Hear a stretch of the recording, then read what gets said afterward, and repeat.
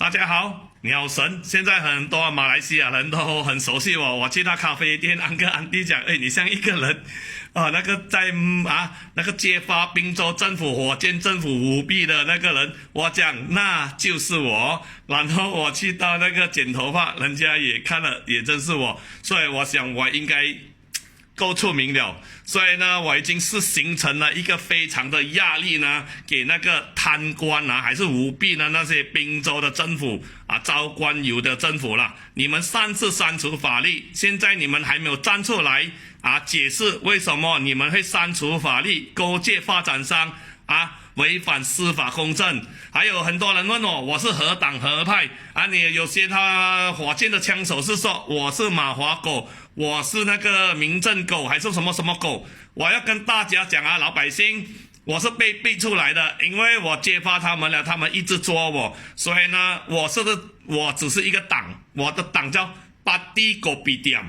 Kopitiam 的安哥安迪，你们就是我的支持者 OK。 我去到咖啡店，你们都很帅，应该骂的，谢谢你敢站出来。然后呢，我看到那个早上我去巴萨的时候，看到那个家庭主妇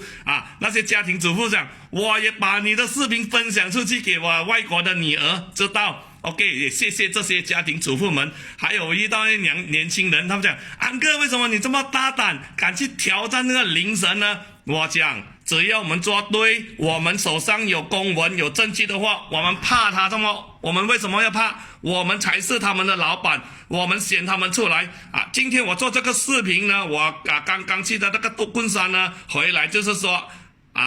行政议员张英首席部长赵冠友，还有就是说那个我们的副青年体育部长沈志强，这个地区是你们的，这个独棍山真的很危险，它的马路凹凸不平危机重重暗杀那个危机咯，就是说非常非常的危险，请即刻的去处理。不要说我讲了你们不做，我多1个月回来的时候，我就会来监督多一次，因为我们人民才是你的老板，我也是你的老板。谢谢大家的支持，请把我们的视频，我们的咖啡党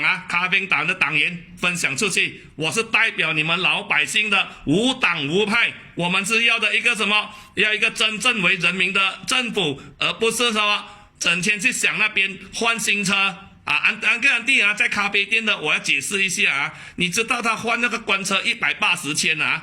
假如一杯咖啡啦，Kopi O 还是Kopi O冰开班的话呢，你知道你可以喝多少年吗？我算了啦，是329年。安哥弟329年都去这Kopi店吃Kopi面类，所以呢，他们呢现在呢换了脑袋，换了官位他们换了脑袋，头脑都坏了啦。所以今天我们就敢的揭发他们，人民的力量。大三角的人民，滨州的人民，马来西亚的人民，尤其是华人，我们是龙的传人，还有我们要跟那个马来同胞一起呢揭发这个 DAB 政府的种种的舞弊。谢谢大家，我们本来马来西亚人都是一家人，就是被这些真棍一直在吵种族的那种情绪呢